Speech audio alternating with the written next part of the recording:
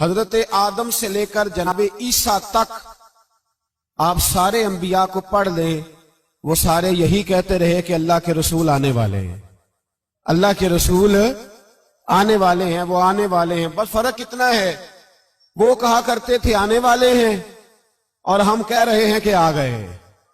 بس ساری امتیں حضور کا ہی ذکر کرتی رہیں۔ وہ کہا کرتے تھے کہ علامہ اسماعیل حقی نے تفسیر روح البیان میں لکھا ہے، امام سیوطی نے الخصائص الکبریٰ میں لکھا ہے، جناب آدم کے انتقال کا وقت آیا تو اپنے بیٹے حضرت شیس کو بلایا اور بلا کر کے فرمانے لگے، شیس میں جا رہا ہوں بیٹے، لیکن یاد رکھنا ساری زندگی ایک کام نہ بھولنا۔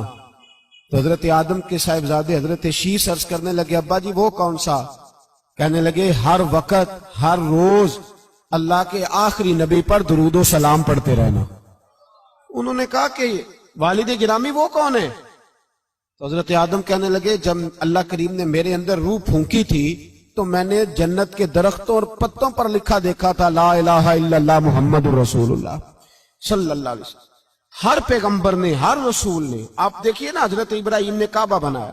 اصل بات یہ ہے کہ ہم حضور کے امتی ہیں، ہم اس طرح قدر نہیں کر پاتے جس طرح وہ لوگ آرزویں کرتے تھے۔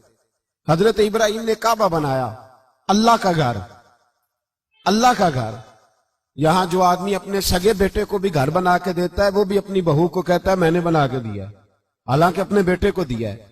وہ بھی پوتوں کو کبھی کبھی بلا کے کہتا ہے تمہارے باپ نے کیا کمایا، میں نے دیا ہے۔ لوگ عادی ہیں، لیکن میرے عزیز حضرت ابراہیم نے اللہ کا گھر بنایا، اور جب بنا رہے تھے تو انداز یہ تھا کہ حضرت اسماعیل پتھر اٹھا کے لاتے تھے اور جناب ابراہیم خانہ کعبہ کی دیواریں بلند فرماتے تھے۔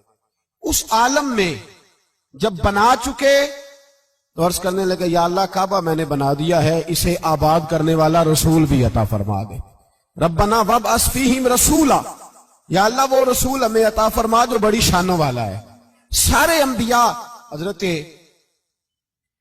سیدنا عیسیٰ علیہ السلام کہ کچھ امتی کہنے لگے عیسیٰ مردے زندہ کر دیتے ہو، کوڑوں کو شفا دے دیتے ہو، اے عیسیٰ آپ کا ہاتھ لگ جائے تو اللہ بڑے سے بڑے برس کے مریض کو بھی شفا دے دیتا ہے، لگتا ہے سب سے زیادہ شان والے آپ ہی ہو۔ تو حضرت عیسیٰ کہنے لگے نہیں، وَمُبَشِّرٍ بِرَسُولٍ يَأْتِي مِن بَعْدِهِ اسْمُهُ احمد، فرمایا شان والا تو وہ ہے جس کی میں تمہیں خوشخبری دینے آیا ہوں، وہ میرے بعد آئے گا اور اس کا نام احمد ہوگا، وہ اس کی میں تمہیں خوشخبری دینے آیا ہوں۔ میرے بھائی، میرے رسول کریم سید عالم صلی اللہ علیہ وسلم کے بارے میں ہر نبی، ہر پیغمبر، ہر رسول یہ کہتے آئے وہ آنے والے ہیں، اور ہم کیا کہہ رہے ہیں؟ وہ ہم کیا کہہ رہے ہیں؟ فرق اتنا ہے، وہ کہا کرتے تھے آنے والے ہیں، اور ہم کیا کہتے ہیں؟ ہم کہتے ہیں آ گئے ہیں۔ عید میلاد النبی ہے، کیا سہانا نور ہے، دیکھو آ گیا وہ نور والا جس کا سارا ہی نور ہے۔ ہم یہ کہہ رہے ہیں کہ وہ آ گئے، بڑی عزت والا، بڑی شان والا۔ رب کریم بڑے بلند حوصلے والا ہے، وہ کسی کو جتلاتا نہیں کوئی شے دے کے، وہ نہیں جتلاتا، اس کو جو نہیں مانتے انہیں بھی روٹی دیتا ہے۔ جس نے ساری عمر نماز نہیں پڑھی اللہ نے اسے بھی بچے عطا فرمائے، اس نے ساری زندگی نافرمانی کی رب نے اسے بھی نعمتیں دی، کسی نعمت پر احسان نہیں جتلایا، لیکن فرمایا میرے نبی کے غلاموں ذرا ہوش سے رہنا، ذرا ہوش سے۔ ساری زندگی برادریوں پر ہی فخر کرتے رہے ہو، ساری زندگی بینک بیلنس اور جائیداد اور مال پر ہی تم نے فخر کیا ہے، فرمایا ایک فخر والی چیز میں تمہیں دے رہا ہوں، اور میں تمہیں بتا رہا ہوں لقد من اللہ علی المؤمنین اذ بعث فیہم رسولا۔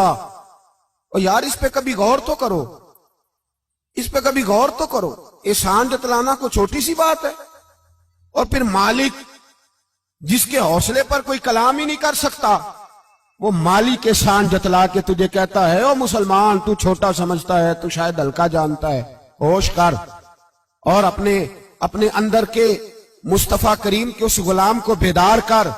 رب فرماتا ہے میں نے تمہارے اوپر بڑا ہی احسان کیا، میں نے بڑا ہی احسان کیا۔ یا اللہ کیا؟ فرمایا اذ بعث فیہم رسولا، میں نے تمہیں اپنا شانوں والا رسول عطا کیا ہے۔ دیدہ دل کا دریچہ باز کرنا چاہیے، اور یا رسول اللہ جن کا تو آقا ہے ان کو ناز کرنا چاہیے۔ اب تھوڑا مسلمان ہونے پہ بھی فخر کرو، کبھی کوئی پوچھے تو اسے بتایا کرو ہم رسول اللہ کے غلام ہیں، یہ بھی ہماری برادری ہے اور یہ سب سے بڑی برادری. اس برادری کے اندر بھی لوگوں کو لائیں. آپ کو پتہ ہے میلاد انقلاب کا نام ہے. میلاد جب تک نہیں ہوا تھا تو بیٹیاں زندہ دفن ہوتی تھیں. آپ علماء سے یہ سن تو لیتے ہیں پر ذرا اس معاشرے کی بے حسی تو دیکھو. بیٹی جان ہوتی ہے باپ کی, بیٹی رونق ہوتی ہے گھر کی. ایک آدمی کے 11 بیٹے ہیں تو مجھے ایک دفعہ کہنے لگا دعا کریں اللہ مجھے بیٹی بھی دے. تو میں نے کہا 11 بیٹے ہیں, کہنے میری تو منجی نو رونا بھی کسے نہیں, بیٹے تو نہیں یہ کام کرتے. دعا کریں اللہ بیٹی دے, میری چارپائی کے پاس تو کوئی بیٹھے. او بھائی بیٹی جو اتنے وقار والی ہوئی تو آپ پڑھیے نا, حضرت داہیہ کلبی کہتے ہیں میں موجود تھا جب وہ شخص آیا تھا. لوگ 12 ربیع الاول کے اس معاملے کو معمولی واقعہ سمجھنے لگے. نہ بھائی ہم تمہیں پیغام دے رہے ہیں یہ معمولی واقعہ نہیں. حضرت داہیہ کلبی کہتے ہیں اس شخص نے آ کے عرض کی یا رسول اللہ صلی اللہ علیہ وسلم میں نے 100 بچی زندہ دفن کی ہے, زندہ دفن. اور کہتے ہیں میری اپنی بیٹی, میں سفر پہ تھا تجارت پہ تو میرے پیچھے سے میرے گھر میں بیٹی ہو گئی. میری بیوی نے اپنے میکے جا کے چھپا دی. تو میں واپس آیا تو اس نے کہا بچہ ہوا تھا فوت ہو گیا, میں نے دفن کر دیا. جب بچی 4-5 سال کی ہوئی تو مجھے پتا چلا میری بیٹی ہے. کہتے میں اسے لایا اور میں نے اسے کہا میں تیرا باپ ہوں, تجھے تحفہ لے کے دوں گا, کھانا کھلاؤں گا. کہتے ہیں وہ میرے بالوں سے کبھی لپٹتی, کبھی میرے سینے پہ ہاتھ رکھتی, کبھی میرا ماتھا چومتی. پر میں اسے لے گیا اور لے جا کر میں نے گڑھا کھودا اور اس گڑھے میں اس بچی کو جب رکھا, اس نے باہر آنا چاہا تو میں نے اس کے سر پہ ضرب لگائی. جب چوٹ لگائی تو وہ دوبارہ گڑھے میں گری. میرا ویسے وجدان کہتا ہے کہ جب سے میلاد ہو گیا ہے آج کسی باپ کی بیٹی اگر چارپائی سے گر جائے تو شاید وہ ساری رات سو نہ سکے کہ بچی گر گئی ہے میری. کہتے ہیں میں نے چوٹ لگائی سر پہ, خون بہا تو وہ گری, میں نے مٹی ڈالی, وہ ابا جی کہتی رہی. کہتے ہیں جب اس کا وجود چھپ گیا اور اس کے چہرے پر مٹی پڑنے لگی تو اس نے ایک لفظ کہا, وہ لفظ مجھے آپ کے پاس لایا ہے. وہ بیٹی کہنے لگی اے اللہ بتا تیرا رحمت للعالمین نبی کب آئے گا. یا اللہ بڑی بیٹیاں دفن ہو گئیں, بڑی مائیں منڈیوں میں بک گئیں, غریب بڑے لٹ گئے, پریشانیاں بڑی بڑھ گئیں. اللہ بتا نا تو اسے کب بھیجے گا. اب کتنی دیر ہے, اندھیرا بڑا گہرا ہو گیا, اب نہیں جیا جاتا, اب نہیں سہا جاتا, اللہ تو کب بھیجے گا. حضرت داہیہ کلبی کہتے ہیں وہ بتا رہا تھا اور نبی کریم بار بار اپنی چادر کا پلو اٹھاتے تھے اور اپنے آنسو پوچھتے تھے. بار بار چادر کا پلو اٹھاتے تھے اور آنسو پوچھتے تھے, بار بار اٹھاتے تھے آنسو پوچھتے تھے. حضرت داہیہ کلبی کہتے ہیں حضور نے پوچھا تیری جرت کیسے ہوئی, تو حوصلہ کہاں سے لایا. اس نے کہا محبوبہ پتہ نہیں, لیکن قربان جاؤں یا رسول اللہ صلی اللہ علیہ وسلم میں نے آج سویرے آپ کے ایک صحابی کو یہ کہتے سنا ہے کہ وما ارسلناک الا رحمت للعالمین. تو وہ یہ رحمت للعالمین کے لفظ ہیں, یہ تو میں نے اپنی مرتی ہوئی بیٹی سے سنے تھے. تو آج جب میں نے اس کی زبان سے سنے تو میں نے کہا تو انہیں جانتا ہے. کہا جانتا ہوں. کہا مجھے بھی لے چل. تو حضور میں آپ کے دروازے آیا ہوں, رب معاف کر دے گا. تو میرے حبیب نے فرمایا چل پڑھ کلمہ, جو میرا کلمہ پڑھ لے اللہ اس کے سارے گناہ معاف کر دیا کرتا ہے.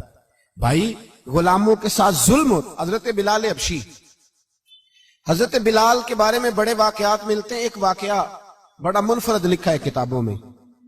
حضرت بلال سے لوگوں نے کہا آپ نبی پاک سے متاثر کیسے ہوئے. تو جناب بلال کہنے لگے میں زیادہ لوگوں کو مکے کے لوگوں کو جانتا ہی نہیں تھا, چونکہ میری ڈیوٹی تھی گھر میں کام کرنے کی اور مجھے سخت سزا ملتی تھی امیہ بن خلف کی طرف سے. بلکہ تحقیق یہ ہے کہ یہ عبداللہ بن جدان کے غلام تھے. امیہ بن خلف نے تو جب انہوں نے کلمہ پڑھا تو پھر خریدا. عبداللہ بن جدان کہنے لگا میں فارغ نہیں, آپ لے لیں, آپ اس کو سزائیں دیں.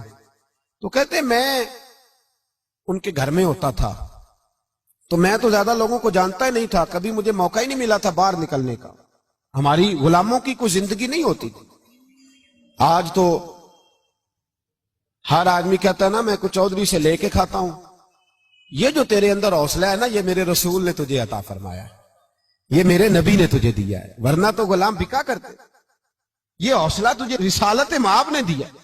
حضرت بلال کہتے ہیں میں ایک دن مجھے بخار چڑھ گیا بڑا تیز، میں لوگوں کو جانتا نہیں تھا، فرماتے مجھے تیز بخار چڑھ گیا تو ٹھنڈ بڑی سخت تھی، میرے مالک نے مجھے کئی کلو جو دیے پیسنے کو چکی پہ، کہتے میں بیمار تھا تو میں نے کچھ دوائی لی جو اس وقت موجود ہوتی تھی، تو میں نے ایک لحاف لیا، دودھ پیا تو مجھے نیند آ گئی، جب میں سویا تو میرا مالک آ گیا، اس نے آ کر کے مجھے سوئے ہوئے دیکھا تو کھینچ کر کمبل اتارا، رضائی اتاری، لحاف اتارا، کہنے لگا اب تیری سزا یہ ہے کہ تو کھلے میدان میں بیٹھے گا، وہاں چکی پیسے گا، اور دوسری سزا یہ ہے کہ تجھے قمیض پہننے کی بھی اجازت نہیں۔